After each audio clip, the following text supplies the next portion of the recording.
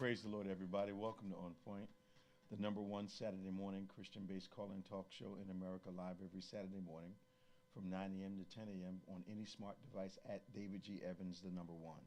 At David G. Evans 1. We are so honored that you took the time to join us once again. Won't you like us and subscribe to us? Hit that notification bell so you'll know every time that we have our On Point program comes on the air, but also anything connected to our On Point system, our blogs, and all that, you'll get it all. D.Evans1. We are so honored that you could join us today. You need to talk to us today. We're going to have a great program.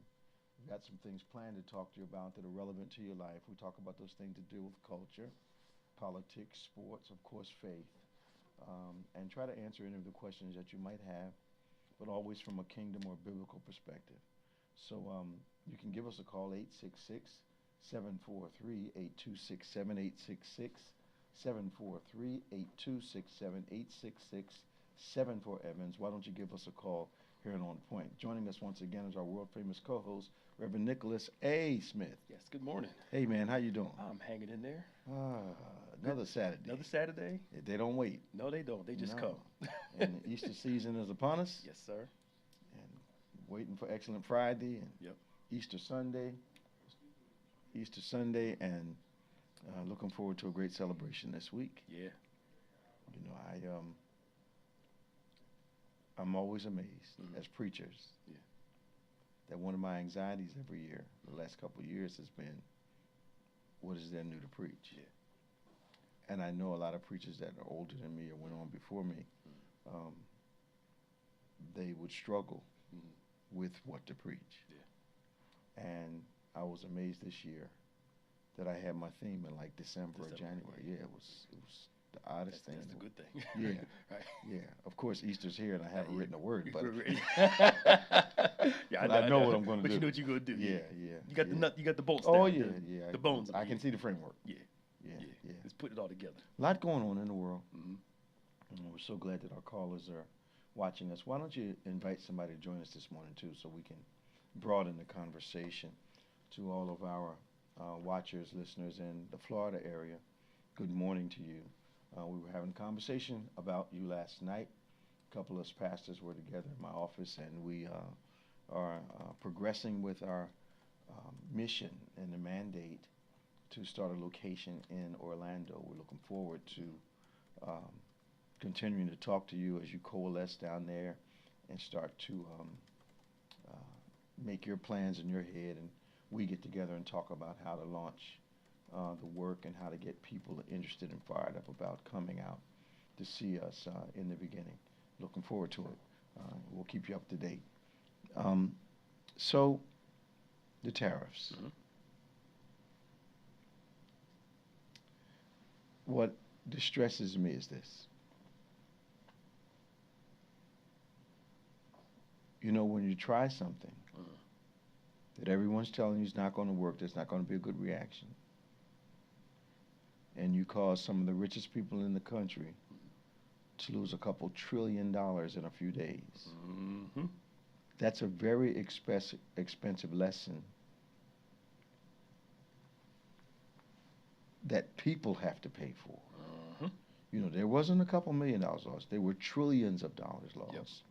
And people are still continuing to lose money. People jumped out of the stock market and put their money in treasuries. And whenever that is done, it's a signal that there's some great threat in the minds of investors concerning the stock market. They get their money and put it somewhere safe. And millions and billions were put over in treasuries in a matter of days. Yep. Now, what was, and this is all some kind of experiment that our president tried to do that just common sense tells you would put the American people at a disadvantage. Yep. But he had to try it, and it cost people a lot of money. Yeah. His staunchest supporters. Well, now, I ain't talking about like the regular people. You're talking about the billionaires. The billionaires that thought he was on their side. But again, it goes back to that. We talked about it last week. Yep. That retaliatory attitude. Yes, sir. We're going to make our American arrogance. We're going to be #1 and make everybody submissive to us. Yeah, it's just But if I owe you billions of dollars, I don't know how I can put you in a place of with China. They own most of our. China has most of our debt. What are you gonna make them do? Right. But the average American doesn't know that. Yeah.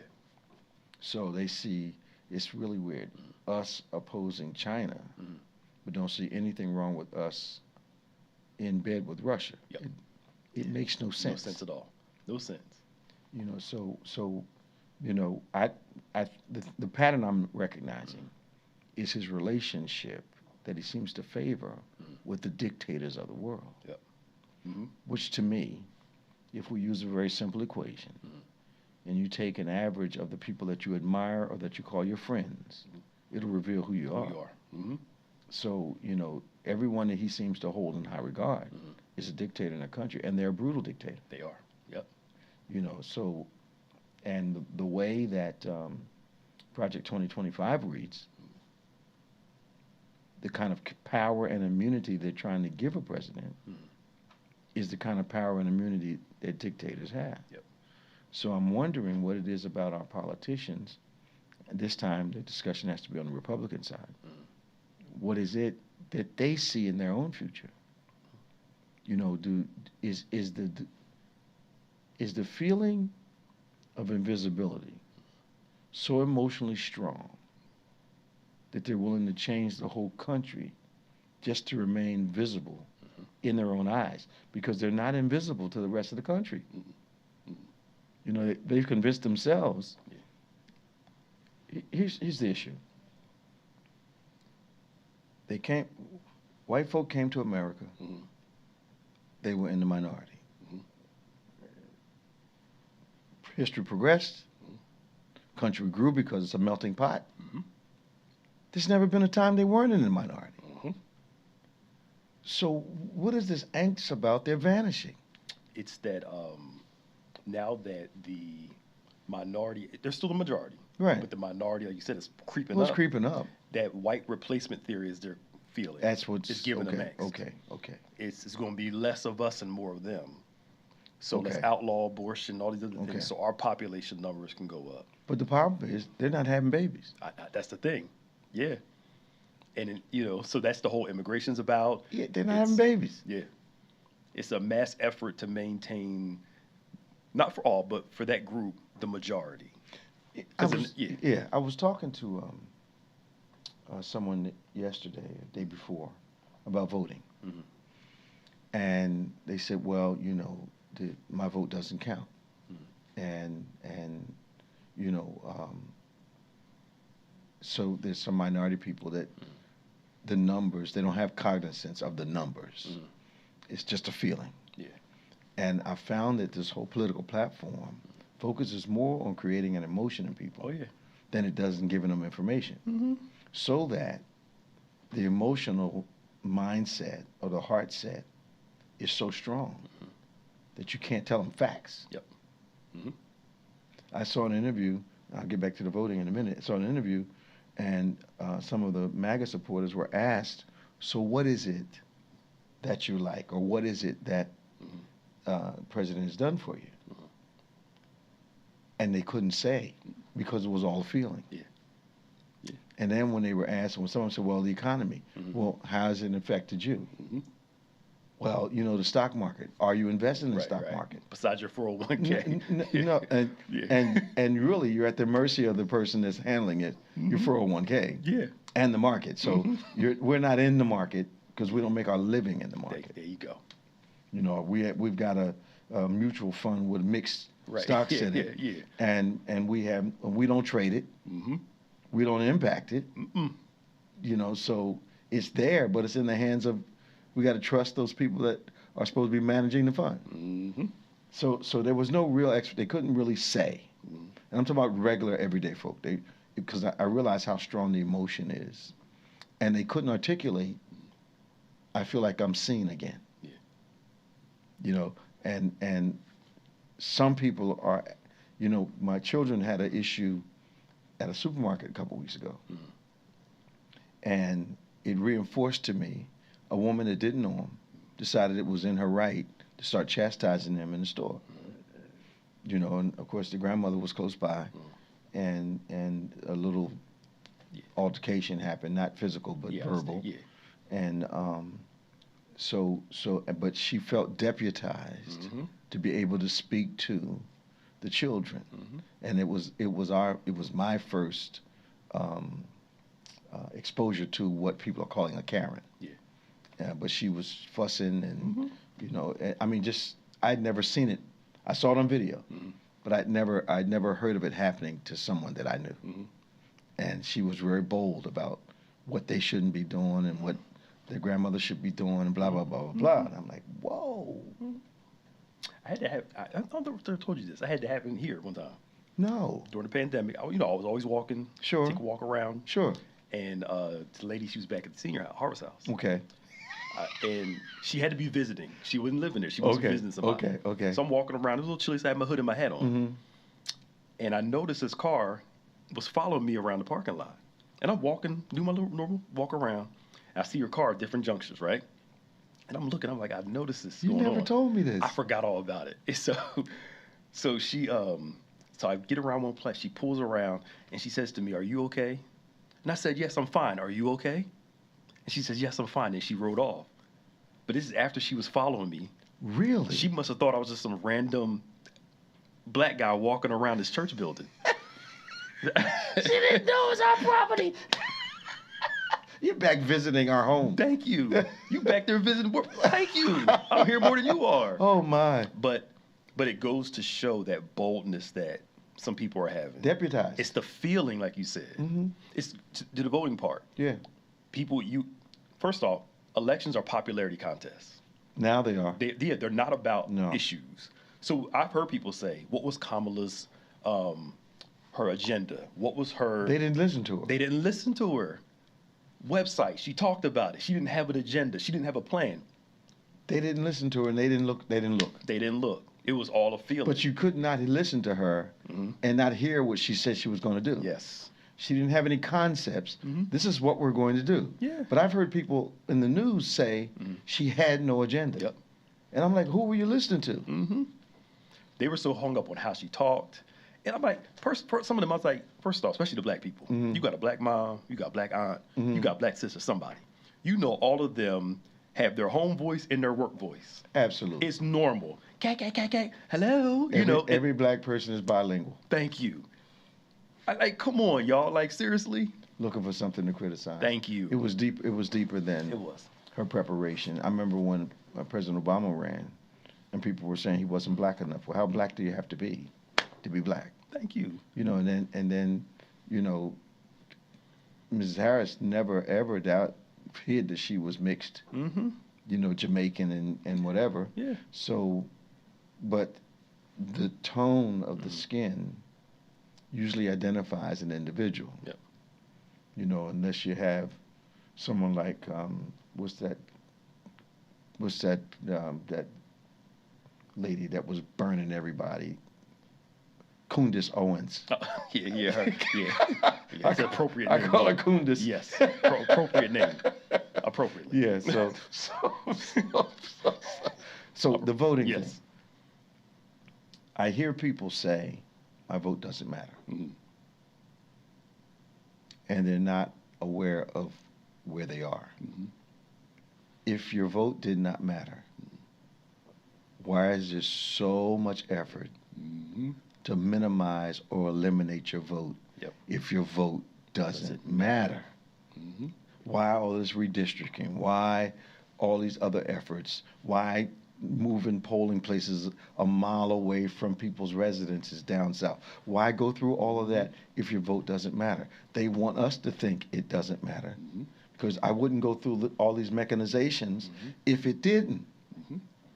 Especially the new one that they're trying to work on, which is you have to prove you're an American citizen to vote. You either have to have a birth certificate, a passport, whatever. When first off, illegal votes from non-citizens are so minimal. Right. And usually when they are, they're not on Democrats' That's side. right. They're on Republican side. Yes. And what they're not saying is that for women that are married and change their last name, if you don't have if you don't have documentation of your birth certificate, name change in the birth certificate, they won't let you vote, even though you're an American citizen. It's amazing, because the Project 2025, or what is 2024?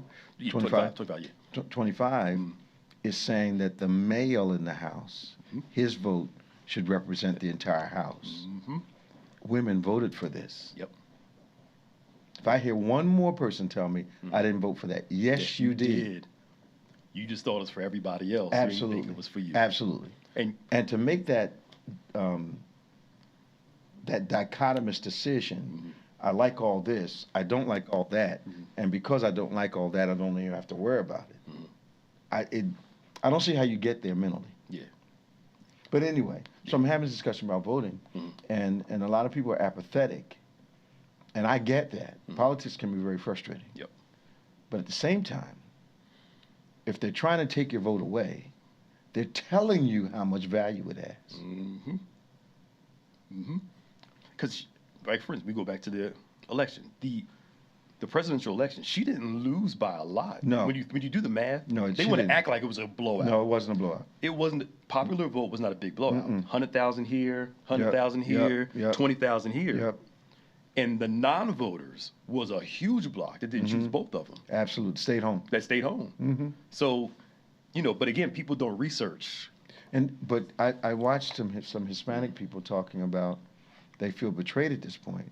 And my question to them when I'm talking to them and when I'm watching them is, how could you be betrayed? He said what he was going to do. He's doing it. And because you felt as though it wasn't going to be you. They were going to draw the line at these 12,000 individuals they've been talking about over the last 15 years who did these heinous crimes. But they won't talk about the mass shootings and the mass murders in America that were not done by these people. Thank you. I mean, how do you ignore what happens in schools and in Vegas and, just Oklahoma? How do you ignore all of that and focus on 12,000 people over the last 20 years? Yeah. To me, it's evil, but it's genius. When it's them, it's a lone wolf. Absolutely. When it's another group, it's a representative of a culture. Yep, absolutely. So they're all like this versus this, we're all not like that, just that one person. Yeah, but look at the damage that they did. Thank you. And first off, we all, and especially as African Americans, we understand, those of us who are mature enough to recognize, because of perception, we reflect the total culture of our people. It's not fair, but it's true. It's not fair, but it's true. So we mess up to a certain group, it's an indictment against the whole. Right. They don't have that same pressure. Absolutely not. Yep. I agree with you. So it's not fair. Yeah. But we have to be 10 times better, make sure we got the part. Most of them don't worry about. I went to jury duty on Tuesday, right? Oh, yeah. So when I saw proper dress was required, most people don't go through the thought process of what is that? What does that look like? Okay. I'm thinking who I am. Yeah, that's right. As a pastor, as a man, as a black man. That's right. I gotta be a little more overdressed. I didn't wear a suit, but I was more business casual. Absolutely. Because I wasn't sure. Absolutely. And it's a surprise to people. Yes. Yeah. And I got there, people had sweatpants on, hoodies on. What they call dresses having clothes on of some type. I say all that to say that we have to go through more of a mental check process. Because there's, and this is just true, I don't know who has a more polarizing complexion than we do. We divide a room as soon as we walk in, those that accept and those that don't. And it's immediate. Yep. What is he doing here? Oh, I'm glad you're here. It's immediate. Yeah. In every context that we enter, whether it's the supermarket, there's either comfort or discomfort. And we have to be aware of that. We can't walk around unaware. Yeah. So, even more now, I'm more cautious and more perceptive of that very divisive fact. Yep. And the gravity we have when we enter a room. Yep. I remember Charles Barkley tells a story. Him and Michael Jordan got in an elevator one time. Okay. And a white lady was on the elevator. She clutches her purse when they walk into Absolutely. the elevator. Now, this is when they're at their height. This is like... Absolutely. She obviously didn't know them. And, of course, they thought it was funny. So they sent her like a gift basket or something like that to show this is... These are the ones you was afraid of. They got more money than her probably just... But, again, it goes back to these... I'm nowhere near them. Yeah. But I remember when I was in banking, and I was dressed for work, and that was suit, tie, the whole 9 yards. Yep. Attaché case back in those days. A briefcase. Okay. Attaché. Yeah. You know, Okay. but we call them attachés because they were a little cuter. Right? Okay. Yeah. So, and I got on the elevator, and this woman literally moved her bag around, and I looked at her. I said, "Ma'am, my bag costs more than yours."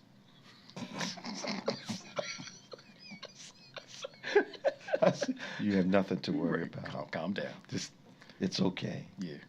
You know, and I'm like, "Oh my goodness!" And I was dressed. Yeah. Yeah. Still, that she was. It was still he there. might take my pocketbook. Yes. Ma'am, please. You see this? And I had my fancy one that day, Gator. Gator, yeah. Yeah. But you can see how fear, Absolutely, going back to what you started off with, destroys logic. Complete logic. It's out of the way. So one immigrant does something, and then all of a sudden, it's all our immigrants are like this, and it's like, no. Then why do you have them working in your house? Why do you have them raising your kids? Why did slave masters have black women breastfeeding their children? Thank you. All of a sudden, somebody saw breast mic. All of a sudden, black people became lazy when slavery ended. That's funny. If you think about it, yeah. Never mind all of couldn't work. Never mind all the. I was talking to my aunt and uncle about this. They were talking about Tulsa and how a lot of people didn't learn about the massacre until years later. Right. You do research. There were a lot of different Tulsa. There's a lot of different cities where black was thriving around the country, and they tore those places up. Absolutely. All around the country. Absolutely. But again, nobody talks about how black people trying to progress, and they were in their own community. The threat of potential. Wow. Yes. And we'll come and wipe these cities out. The threat of potential. So, wow, this is... So jealousy is more about an assumption as to what you will achieve than it is about where you are at the moment. Yes. Because jealousy causes people to look forward. They cannot possibly be upset with your now as much as they are where they anticipate you will go. Can I give you another for instance, the moniker of black people in watermelon, it came from, there's a certain place in the South where black people were thriving because they knew how to work fields. Sure. We're making watermelon, we're growing watermelon, and we're selling them and making money. The whites in the area saw how much black people were making off of selling watermelons. Instead of going to them, people were going to the blacks. Right. So they started doing this whole campaign that watermelon and blacks go together. Okay. And guess what happened? The people that love watermelon all of a sudden start shunning watermelon because they associated it with being black. Yeah. That's historically repeated. Yes. It was all about breaking their economic growth. Yeah. By labeling as something that's what DEI is about. Thank you. But the problem is that they've done another marketing, just a wonderful marketing job on DEI. Because even we think our immediate consciousness about DEI is black. Yep. When we're number 7 on the list of beneficiaries of DEI. White women are number 1. Asians, everyone who has proximity to whiteness. 6 of those groups are before us. Yes. As it relates to DEI. And that's why I'm so amazed that they would vote for something that actually destroyed them. Yeah. So we know people who have been losing their jobs impacted by the political environment that we're in. And I mean not low-level jobs, I mean high-paying jobs. Because companies, feel like we don't have to have you around anymore. But the threat of potential. That's all. There's too many women, many being elevated, and for you to say in your document that competent white men need to be the ones that are leading things, to me, is a revelation of their definition of competency. Because if I look at the cabinet we have right now, Yeah. it's a clown show Mm-hmm. of unqualified people. Yep. And people that are in positions of sensitivity that have been identified as risks in the area they were given. Yep. It makes no sense to me. Yep. I saw the other day the defense secretary, Mm-hmm. and one of the questions to him was, how many push-ups can you do? Serious. And he said, I do 5 sets of 46 every morning. And that was his claim to fame. The reporter asked him, how many push-ups can you do? They ain't got nothing to do with running the country. Man, come on. Nothing to do with just That have anything to do with the Defense Department? no. Okay, I just want to check. But it's all about image and look. Unbelievable. Because I remember, look how strong he is. He can run our country because of how strong he looks. That has nothing to do with intelligence. Yeah, what brain power, Brain wisdom. power. Because if that was the case, then that would eliminate the president because he eats McDonald's. Or, you know, I know he. He's not the fittest person we've had in office before. There you go. That's yeah. And you know what I saw that we were bouncing around? Oh, yeah. I watched President Biden's speech a couple of days before he left the White House. I don't know if you saw this. He predicted very clearly this whole oligarchy billionaire thing. Mm-hmm. He talked about the tech guys moving into a position, and it was all going to be a threat to the democracy. Yep. I mean, it was like I'm looking at the tape and I'm saying, this is prophetic. Mm-hmm. He said it all. Yep. Because he saw what was coming. Mm-hmm. And we all knew billionaires ran the country quietly. Yeah. But now, anytime they can make the president change his agenda with the whole tariff thing, that shows you who's really that was Jamie Dimon and all those guys, Yeah. man. I mean, those billionaires. Yeah. And Yeah. I kept telling people, these billionaires are not going to take them losing trillions of dollars. No. I don't care who it is. Yeah. Even Musk came out and said, Well, he's lost $250 billion already. He was like, hold up real quick, y'all. He said, we need to chill out on this stuff a little bit. That's what he said. Did he? He basically insinuated, I'm not totally for all these tariffs because he saw how it was hurting his business. Absolutely. And he never considered his reputation with people, his Tesla stock going down. That was dumb, though. He was only assessing what He's the brand. Yeah. Thank you. If people don't like you, they're going to stop buying Yeah, he's stuff. the brand. So all of a sudden, they don't like him now, so. But here's what I think the plan ultimately was. Our present president always has a front person with every agenda he wants to achieve. That's true, yeah. And if that agenda fails, he throws them away. Yeah. So all this tough, he actually he forgets he's president. He actually thinks, and for some of his people, this is true, that he's disconnected from the things he orders people to do. Yes. So he's never at fault. No. And we're watching,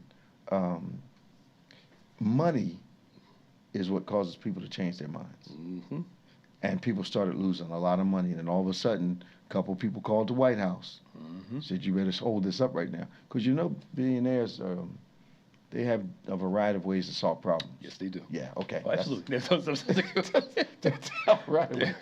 They'll figure it out. They have a variety of ways. Yes. So we've got Tom from Fort Lauderdale. We've got Derek from Camden. Hello, Tom. Hello, Tom. Good morning. How you doing, man? Hey, Tom. Pretty good. Can barely hear you, but You can barely hear me? Bishop, Can you hear us now? Oh, there you go. Okay. Not loud and clear. Bishop, you were talking about Elon Musk. He last week, I think the guy's name, who's the guy who is running the tariffs? Navarro or something? I forget what his name is. Yeah. He called him an idiot on his website. Said he was dumber than a box of bricks. He came down hard on him. And then he said he didn't mean to offend bricks. Yeah, so I mean, this money thing was bothering these guys big time. Well, I don't know what they expected to happen. He's supposed to be a friend of the wealthy, and losing trillions does not impact you and I that much.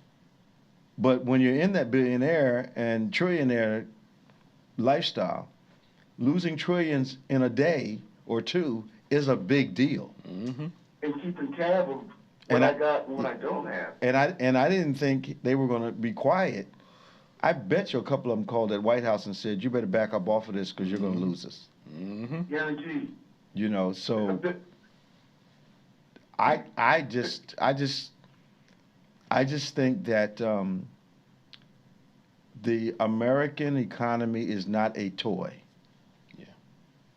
Let's see what they do is not what I'm looking for from my president. Mm-hmm.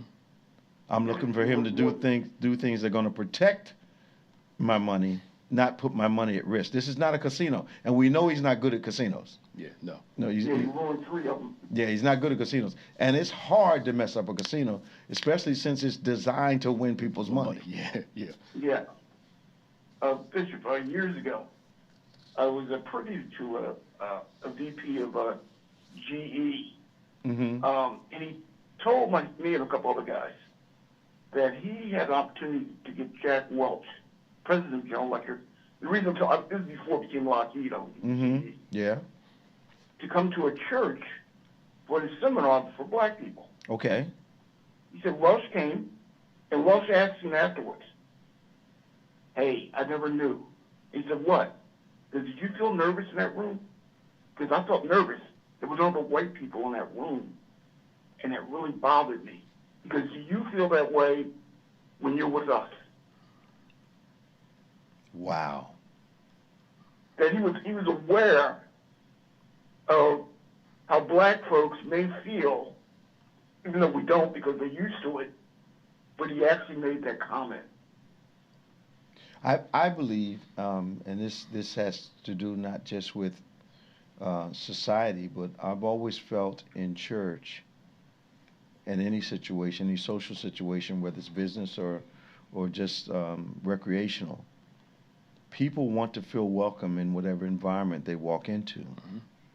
And I know when I walk into an environment and I'm the only person of color in the room, there is an adjustment there, and you really do look for someone to make you feel welcome in the environment.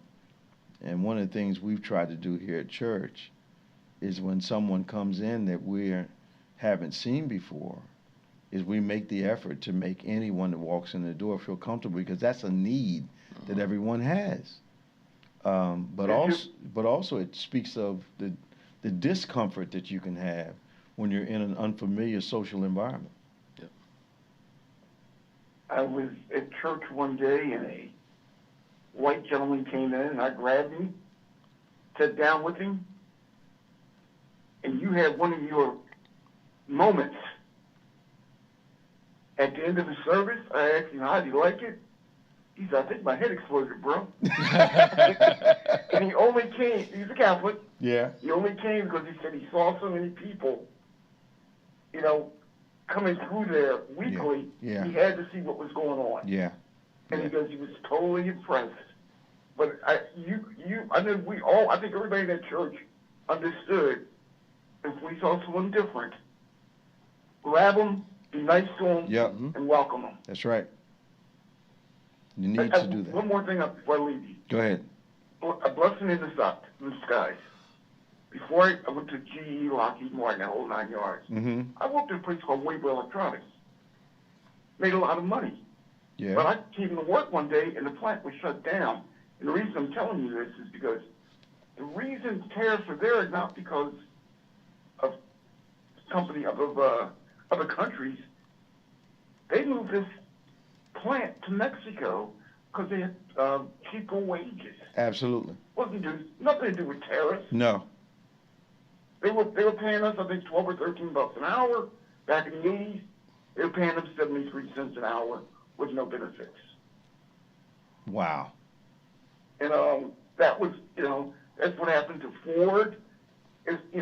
We're talking about unfair trade practices. Uh-huh. There's some of that, but a lot of that was greed and them moving companies because they get cheaper labor. I think, thank you, Tom. Good talking to you, man. I think that the whole tariff thing was a pipe dream. Mm-hmm. I think it was a flex. I think it was a distraction.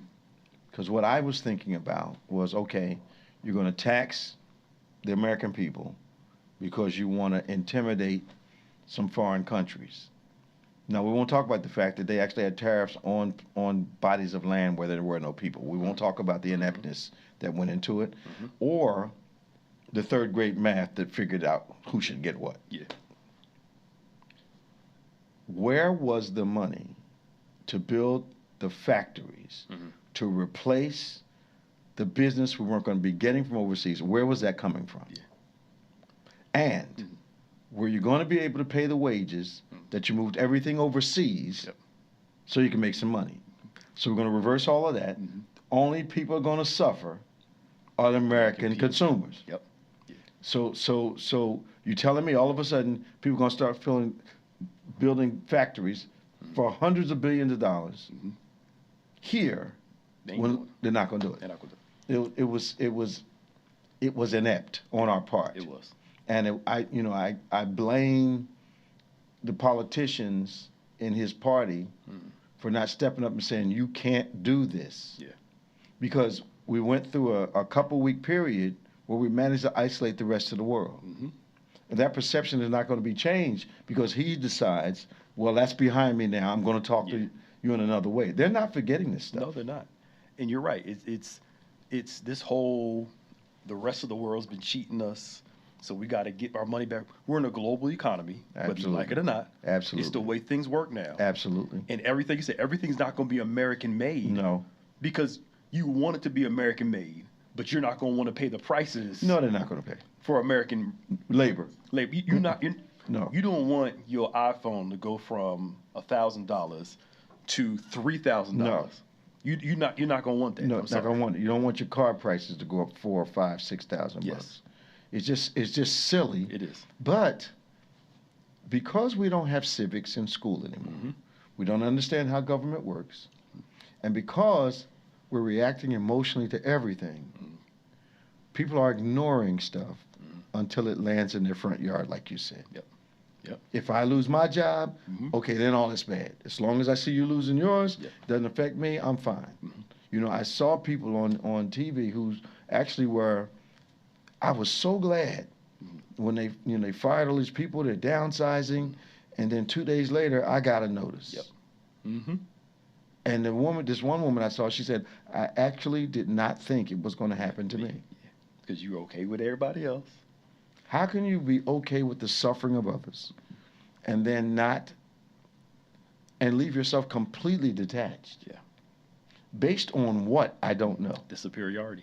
Okay. The thought of we're different. Okay. Because in their minds, he's restoring America. It's the America that I see it as, where I'm not affected by these things. But then you got the Venezuelans and the Mexicans, Latinos, Puerto Ricans, Asians that are now suffering because of this deportation stuff. And they actually thought, they're not talking about us. Brown people think they're not talking about them just because of who the vice president's married to. That's... You're not married to him. No. No, you got immigration and the relationships in the White House. So they're the only people that are not going to be affected. No, not the race they come from. The individuals. Yes. Because that's an acceptable immigrant.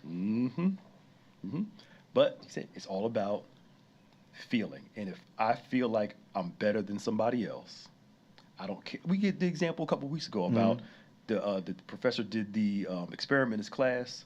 Said, how many of you, for those in here, how many of you would work on a job where you make $150,000 a year, everybody else makes $250,000, or would you rather work on a job where you make $40,000 a year, everybody else makes $25,000? Half the class chose to make $40,000 a year, just so they can make more money than everybody else on the job. No. Yes, they would forego a 6-figure salary just to make more money than other people. To feel superior.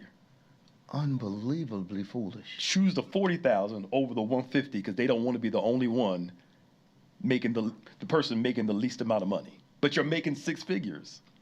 But that drive for superiority is so strong in people.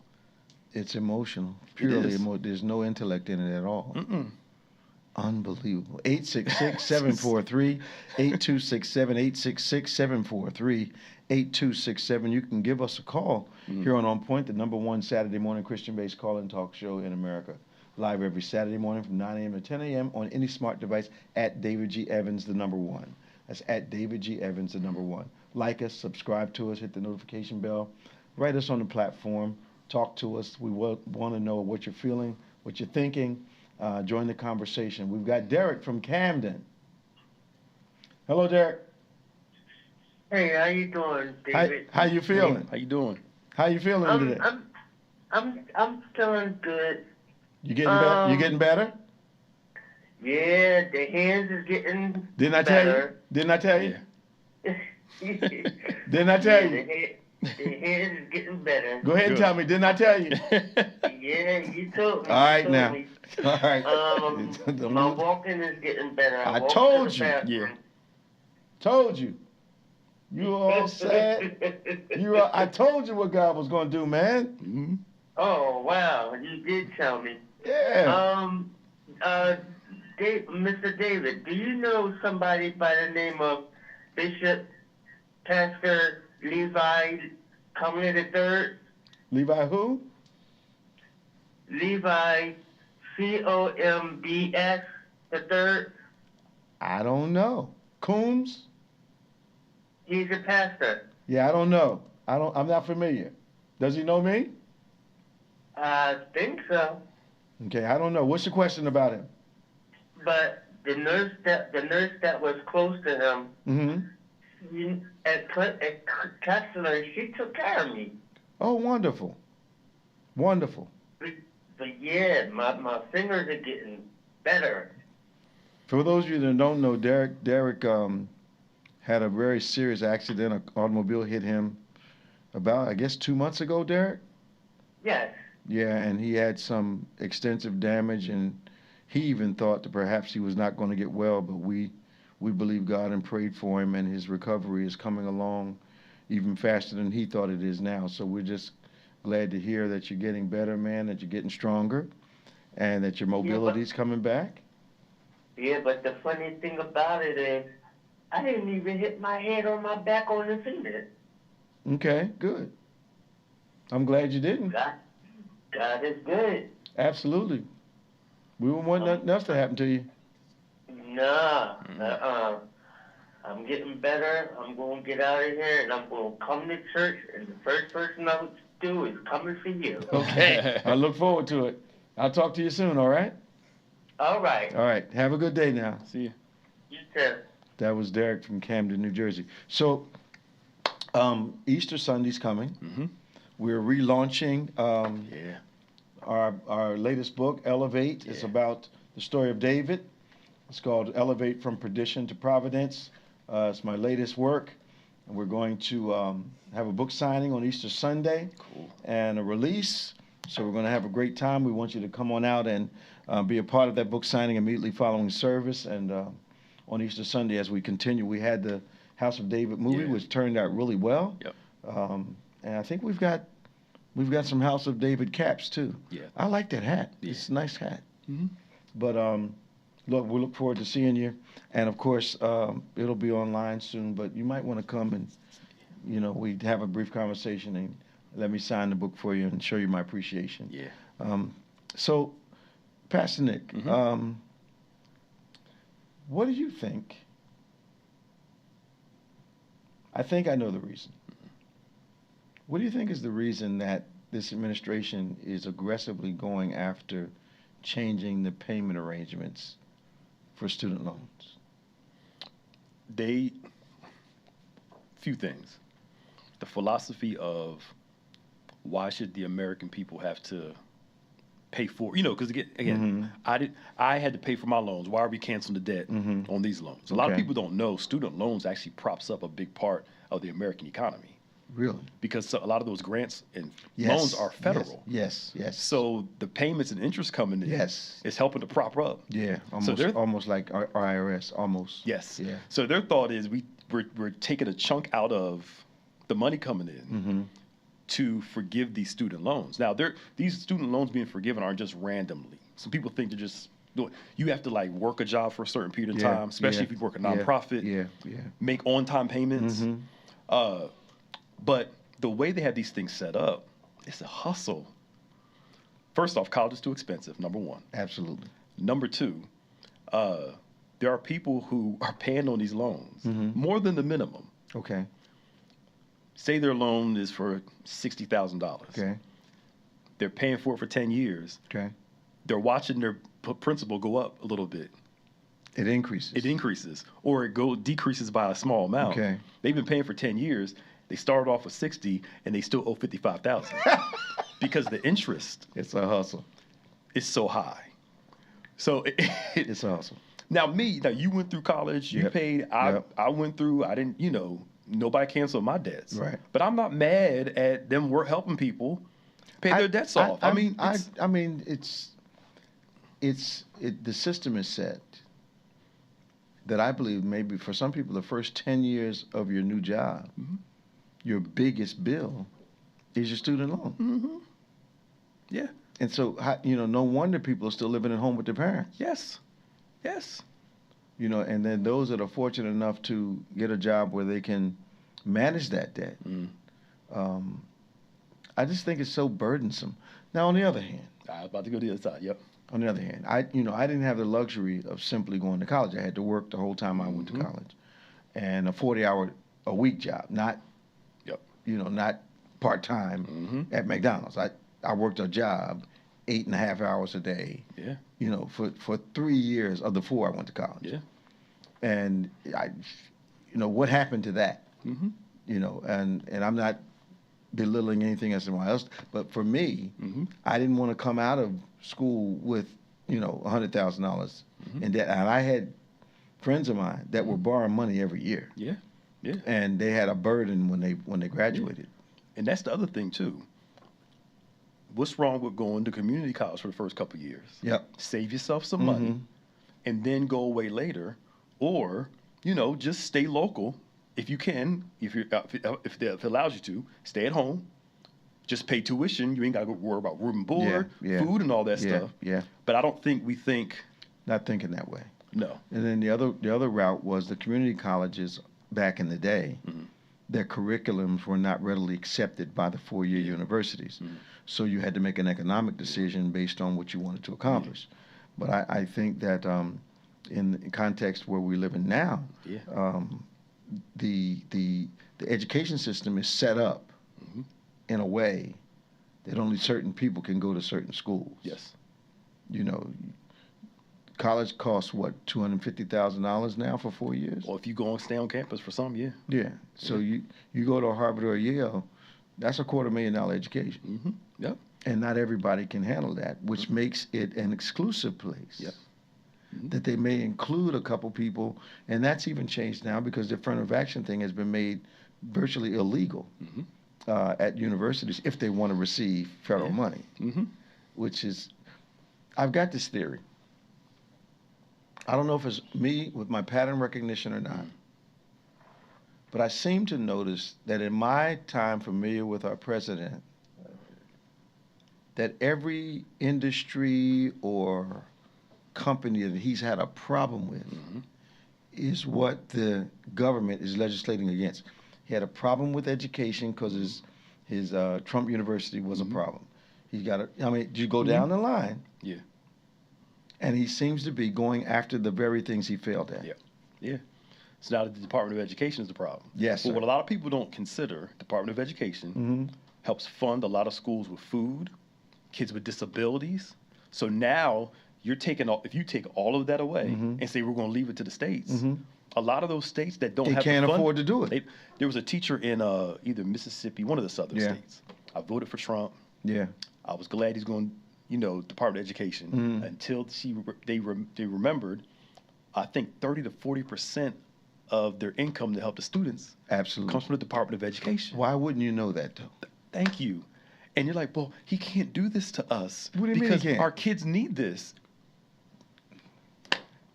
Thank you. So the whole here's what I think may have happened. Does the idea of change cause human beings to become illogical? Yes. And not consider past the idea, the impact that it might have on you? Because the special programs, the kids, the things that the federal government subsidizes, the only way a state can subsidize those is to raise your property tax, raise your sales tax, put some wage taxes on your stuff in order to help pay for this stuff. Yeah. But how many cycles of this do we have to go through in a lifetime before we realize there's no new money? Yeah. Somebody's got to pay more. It's going to pay more. Yeah. And we didn't vote for this. The person interviewed was like, you did vote for this. He said that he was going to do this. But they didn't think he couldn't possibly take food away from kids. It's not going to affect that strata of people. Yes, not at all. That's why they're not concerned with Social Security. It's not going to impact them. You really think that a billionaire's concerned about gas prices putting in his car? Not at all. Probably doesn't even know what it's costing. Thank you. Just I'm poor and I don't know what it costs for gas. Right. All I know is I got to put gas in the car and whatever they're charging, I got to pay for it. But they didn't, again, going back to the fear of illogic. I still support Trump, but I don't support him on this. But now it hits your lap. All of a sudden, it's the worst thing in the world. It's the worst thing in the world. And, we counsel and talk to people, members here with kids with disabilities. They need those additional things that help them do what they got to do. And you've just proved the point. The billionaires were not concerned about what he was doing until he lost trillions of dollars last week. And then all of a sudden, yo, Doc, cut this out. Yep. And so instead of just saying, I messed up, we're going to put a pause on 90 days. Yeah. It's not going to come back the way it was. Not at all. Not at all. Because the guys have spoken. Yep. But this fear of change. Oh, yeah. And this fear of illogic. I mean, in our church context. Yeah. Anytime you introduce, that's why we got to teach change so much. Absolutely. And even when you teach it, there are still people that are like suspect, as you always teach. Yep, suspicious. And then you ask them, why are you suspicious of this? There's no logical reason. No, just the way they feel. We've always done it like this. Well, we want progress, but we don't like change. Yes. And you have to have both of those. Both of them. You have to. Coming up to the end of the program, got a couple things going on. Of course, our week coming up, you don't want to miss it. Our Holy Week is absolutely phenomenal. We'll have videos Sunday, Monday, Tuesday, and Saturday nights at 7 o'clock. Some teaching on Holy Week, the different significance of the days, starting Sunday, Monday, Tuesday, Saturday. We've got prayer service during the week on Thursday. Our fast begins on Thursday night, right? At midnight. We're going to have a great time. We're going to have our Excellent Friday service. We're going to end up our week with Easter. We're coming to God with our first fruit. We're teaching on that. We want to know the Harvest Bookstore is open today. If you need some updates, you want to keep up to date on what we're doing, you text to BBC News to 28950. If you need some inspiration during the week, you get a little down, need a little uplift, text BBC Elevate to 28950. We want to pray with you. We need to pray with you. So send your prayer request to prayer@go2bethany.com. And of course, we always encourage you to subscribe to David G. Evans 1 and BBC of NJ on YouTube, and also subscribe to our podcast platforms, DGEMS, DGEMS, and On Point. We're so glad today that you joined us. We're in the middle of a harvest weekend. Our fellowship of churches are together, and our pastoral and our leadership seminars and seminars for youth ministry and our performing arts ministries. Churches have come together, and we're having seminars today here at the church.